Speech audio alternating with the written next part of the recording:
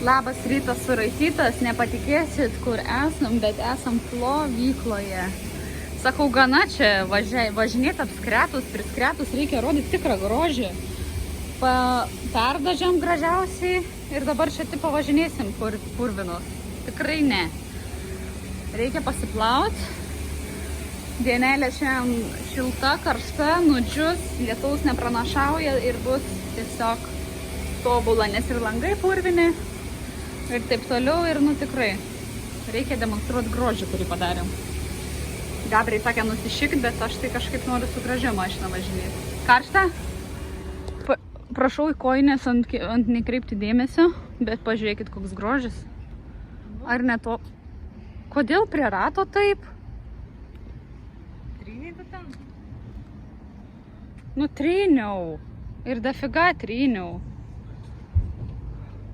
O, Dieve. Kodėl čia paliko purvino? Gerai, biški gražiau, bet ne iki galo. Jo, bet kai taip, tai atrodo, kada mes tokius, žinai, Explorer, 4x4, tokios... Bet tai kodėl prie rato? Aš su tuo šepečiu variau. Per mažai buvo matyt. Jau čia belė kaip priskretė. Šūdas. Bet gerai, iš toli žiūrėkit va.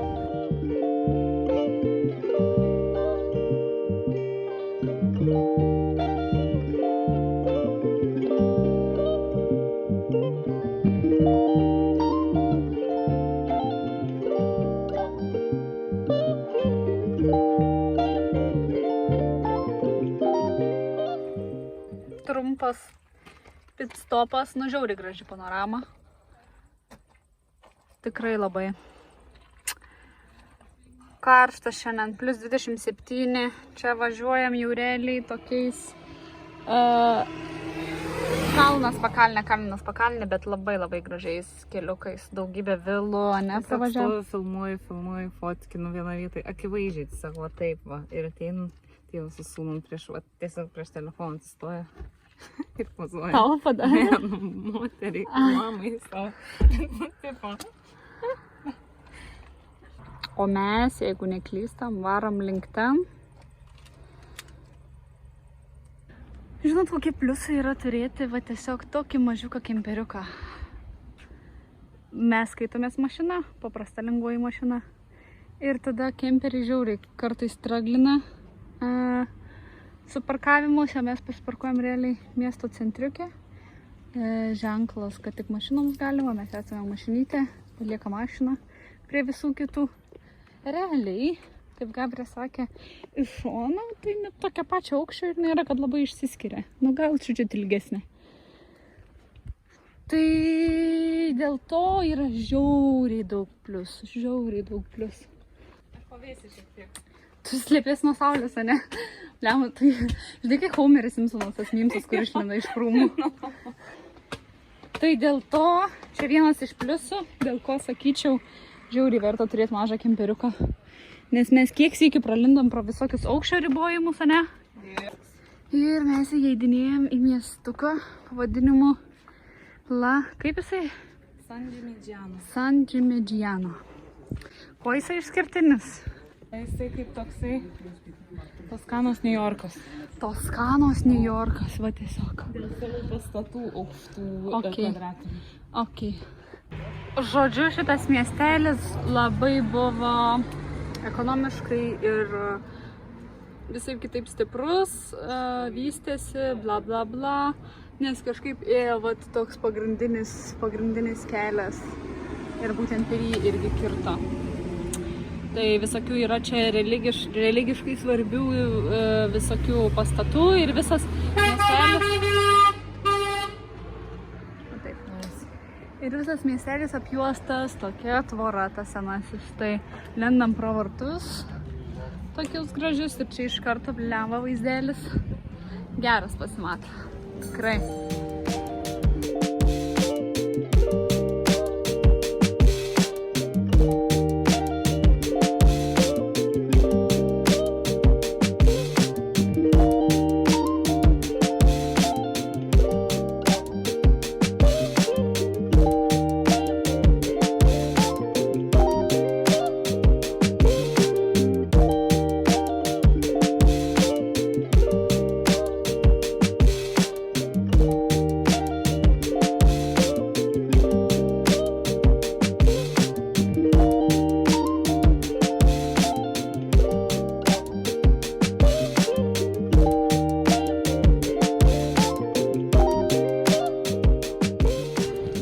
jaučiu kažkoksai turgus buvo šiandien.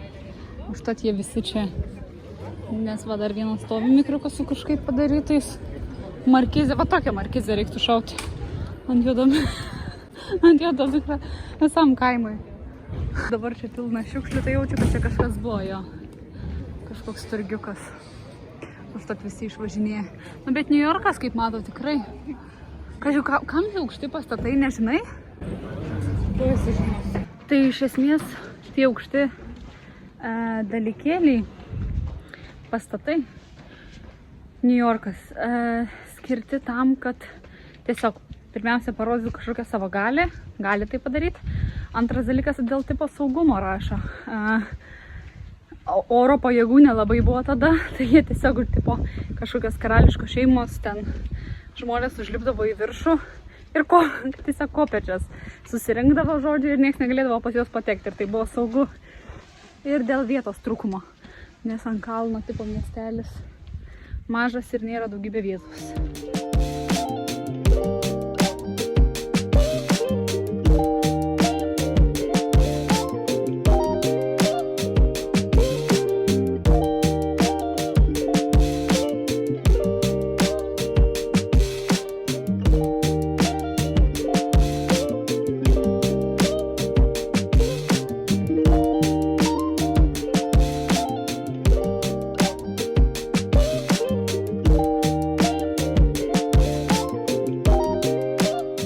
Ledų visi, kad nori. O dieve, dieve. Pažiūrėkit, kokia eilė. Didžiausia. Nors palauk. Parašyta The World's Most Famous Gelato 2024. Tai tipo stosim ir mes į tą eilę.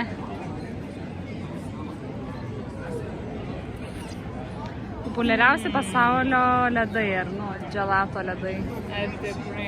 Ar tikrai, ar čia netikra informacija? O čia yra the best ice cream in the world. Geriausi pasaulio ledai. Žinokit, pradedu galvoti, kad čia dėja yra biškutį melas. O čia jaučiu bus geriausia pasaulio kepurių parduotuvė 2025 metų. Kol aš dariau pietus, Monika šiek tiek išrinko nakvynės vietą ir jinai dabar yra maždaug atrodo taip pat kaip San Džiminjana iš tolo.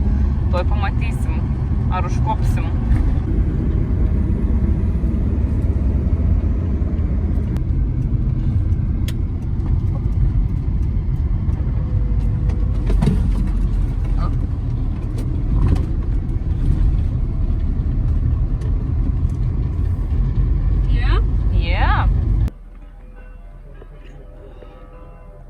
Ta prasme, va taip va, tokia faina vietelė, visiškai tiesiog aikštelė, vienas kitas kemperis atvaro. Toskanijoje mes esam, Toskaniai, ane, taip tarėsi? Toskana, oi. Regione, aikštelė, žiauriai faini vaizdai, tiesiog šiandien turėjom realiai biškį kitokį planą pasiekti sieną tokią miestelį, oi, tačiau biškį užsitęsiam, tai sustojam tiesiog artimiausiam normaliausiam taške, kuris yra šitas. To aš jums parodysiu. Pakankamai nemažai mašinyčių čia stovi, prie tokio gražaus miestelio, jį eisim, bet link tos pusės dar ir elektrą, kurią galima pasijungti. Šitas stovėjimas čia su elektra, su kriaukliam, tūliku yra 16 eurų. Ir praeitą, ir aš nuėjau iki tualeto, iki dušo ir jie tiesiog atrodo žiauriai gerai. Tipo, su praeitų kempingu, tuo autoparku, net nepalyginsi. Tipo, mes čia gamtoj, miškeliai, aplinkui mirtina tyla, daug vietos, visas ramu tylu. Ir ten mokėjom 38 už parą. Čia tiesiog 16 sumokė savivaldybei ir stovi. Tai fantastika, tuoj parodysiu dušų stūlikus. Tiesiog kriauklytės. Čia susimokė už dušiuką, tūlikai. Tiesiog, nu, žiauriai viskas tvarkinga, žiauriai viskas gražu. Ir čia savivaldybės dušiukai tiesiog tokie paprasti. Ir čia savivaldybės pastatyta tokia aikštelė, tai žiauriai faina. Ta prasme, sakau, daug švariau negu vakar tas kempingas, kuriam buvom už 1 eurų. Prasme, tai net nėra ką lyginti. Ir kitas dalykas, jo, šiandien nebuvo toks planas čia atvažiuoti ir pasilikti. Tiesiog pakankamai ilgai užtrukom tam San Gimignano miestelį. Tada pasidarėm pietus, tada, nu, jau žiūriu, kad jau vėlu ir saulė jau leidžias anksti. Po 7 čionais iš viso jau tai pradeda leistis, apie 8 tamsų, tai tiesiog nusprendėm, kad stojam viduriuke ir rytoj pratęsim su savo planu. Nu, būna taip kartais, tai tiesiog kažką galvoji prie vietos. Bet jo, fantastika, sakau, kaina 3 kartus mažesnė.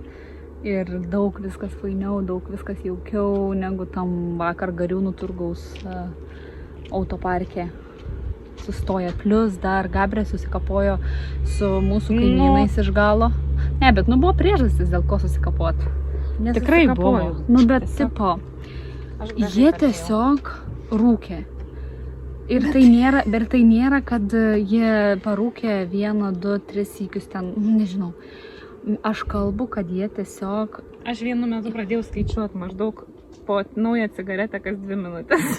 Jis tiesiog užgesina vieną cigaretę, užsidega kitą, užgesina vieną, užsidega kitą. Ir tiesiog rūko visą laiką. Jinai jam padeda, jo žmona draugė ten. Ir jie abudu visą laiką rūko. Ir tiesiog visą laiką tokių pigių, netgi sakyčiau, toksai, žinot, Zebra. Zebra cigaretės, ten tos vienos pigesnės, jos žiauriai smirda, tipo, nu, yra tam tikras tokių pigesnių cigarečių kvapas, man atrodo. Ir jie visą vakarą rūko, ir tu tipo valandą, 2, 3, ir jau biški bloga daros. Per liuką eina, per šonus eina, per visur, nu, tipo, tiesiog smirda viduj, smirda mikriukė, smirda laukia visur. Ir mes jau miegot norime. Jo, ir mes kažką jau čia biškai gal varom miegoti, pačiu kažkaip jau sėdim, čia kimarinam. Nu ir Gabrė nuėjo iki jų ir sako, tipo, gal jūs galėtumėt neberūkėti. Tipo, nu, prašau, žiauriai eina kvapas, arba biškai toliau, žinai, paeiti. Ir jie ten, kažką, tipo, o, čia mes laukia rūkom, kas yra tiesa. Mes laukia rūkom visą kitą, žinai, čia Gabrė sako, tai jo, bet nu, gal kažkaip gali biškai toliau paeiti, nes jau 9 valandą. Paskui, tipo, jo, jūs tipo laukia rūkot, sakau, bet nu, eina tipo į vidų irgi, sakau, tai aš, nu, tiesiog sakau, nu, gal galėtumėt, žinai, tipo, nebuvo tokio, kad baigėt rūkyti, žinoma, dabar. Tiesiog gražiai, nu, tipo, jeigu galėtumėt, būtų faina, žinai, nes jau norim miegot. Ir tiesiog man pradėjo Vydan juoktis ir aš sakau, nu, thank you, sakau, that's really nice of you, tipo. Ir apsisukau eiti ir jie tokie, you're really nice too. Jo. Ir pats geriausias dalykas, dabar jūs galvojat gal, Dieve, nu tai nori žmonės ir rūko, tipo, ten, whatever, čia jūsų problema, kad jums nepatinka. Pats geriausias dalykas yra, kad kempinge yra nerūkoma. Ok? Tipo, visur yra ženklai. Kempinge prieš įvažiuojant yra nerūkoma niekur. Tai čia jo ir žmonės eina ten kažką biški parūko, bet jie biški nuo šaliau. Tai to mes irgi paprašėm. Tai yra Gabrė paprašė po 3 valandų, 2 valandų uostymą. Nu gerai, ne 3, 2 valandų uostymą, kiek mes ten sėdėjom tam lauke. Bet šiaip kempinge nerūkoma. Tai jaučiu, susitikom vien žodžių. Visokių yra žmonių ir visokių reik, bet jeigu jau rūkot kažkam į veidą 3 valandas ten, kur negalima rūkyti šiaip bendrai, nu tai gal tiesiog biškį tada galima draugiškiau bendrauti ar draugiškiau atsakyti kažką, o ne išsipizdavot. Ir jie, kai Gabrė išėjo, tipo, jie tiesiog toliau rūko, peša cigaretės, pučia ir tiesiog smirdėjo visą laiką belinkaip. Ir, nu, nebedirbo jau tiesiog registratūrą, o šį rytą galvoju tiesiog Gabrė sakau, pizdu, tipo. Vienodai, tiesiog reikia pamiršti ir... Priėjome savo miestelį, jisai toksai Realiai kaip anas, tik tai žiauriai daug mažesnė versija. Irgi tie bokštukai, irgi aptvertas, žiauriai senas. Monteriggioni. Biškai, beveik. Ir daug mašinų čia jį lanko. O mes atėjom. Neilgai kokias 5 minutės turbūt. Žodžiu, čia vėlgi, žinokit, vat matot San Gimignano, Monteriggioni, siena, miestelį, per kuriuos čia vyko kažkas Ancient Route. Keliavo visokie svarbus žmonės, dalykai, prekės. Žodžiu, piligrimų buvo maršrutas nuo Kenterburio, Anglijos, pro Prancūziją, Šveicariją iki Romos, Italijos. Okay. Ir dabar šiais laikais turistai vaikšto tą patį. Nu, gražumėlis. Ten irgi labai. Ir dar kiek žmonių. Žiauriai gražiai. Ir toks mažas, ta prasme, ten matosi. Tai, žiūrėkit. Tiesiai matosi ir išėjimas jau, nežinau, ar jūs matot, bet... Va, žiauriai mažiukas miestukas. Viena gatvė. Nu, blema, žiauriai geras vaibas. Čia pasėdėti. Tikrai labai. Ane? Tai einam, jau perėsim visą. Gabriel žiūri, kur čia perolį būtų galima atsigerti. Čia, kad į bedugnį nenudardėtum. Tai negeriau būtų laiptai, tipo. Nu, jums tau dabar kažkas, pasakyk kaip Amerikos turistė. Jums tau dabar kažkas griaus seną miestą, kad padaryt laiptus.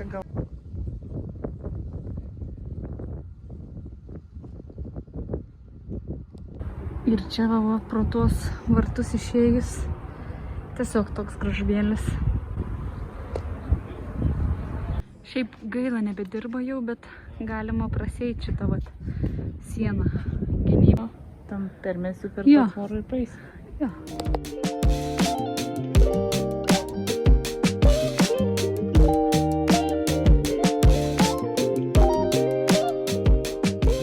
Šovėm po ledą, kas ledą, kas aperolį. Ir dabar saulytė leidžias, o mes bėgam greičiau, nes ten biškai reikia per gatvę pereiti, kad mūsų nieks nenutrinktų. Tamsoj žibintų nėra, tai skutam namo čia. Ir šiaip sušaliau nuo tų ledų. Šalta nuo tų ledų. Apskritai jaučias, kad rudenėlis iš to, kad dieną 30 ir biški saulė pasislėpia, kai iš karto krenta temperatūra. Dabar dar aišku ledą suvalgiau, bet tikrai vėsu. Ir per 5 laipsnius krenta, per 2 valandas, per 5, 6, 7, nu 7 gal ne, kiek mačiau, 5, 6, tai žiauriai šalta. Ir poryt mačiau dieną 30, o naktį 15. Tai, nu, yra skirtumas biški. Tai vat naktis apie 15, 16, 17 laipsnių, kas šiaip yra tobula. Tipo, tai yra tobula. Miegant mikriukė mūsų, ten, kas ten su kondiškėm ir taip toliau, tai jo, kiti reikalai, vienodai turbūt temperatūra. Bet mums tai žiauriai nevienodai. Ir Kroatijoje, kai kepino 3-5 per dieną ir naktį kokie 2-5, 2-6, 23, kad ir 2-4. Visus skaičius išvardinu. Žodžiu, naktį, kada tikrai aukščiau 20, nu jau taip biški diskomfortas. Tipo, tikrai būna karšta. O dabar 15 tobula. Pižama, ilga šauni kelnes ir dar gali su kaldra mėgoti ar su pledu. Tai labai gerai, tikrai. O dieną pasiskrudini. Tai geras balansas. Tik vakare privalgius ir ledų reikia bėgti. Reikia bėgti tikrai.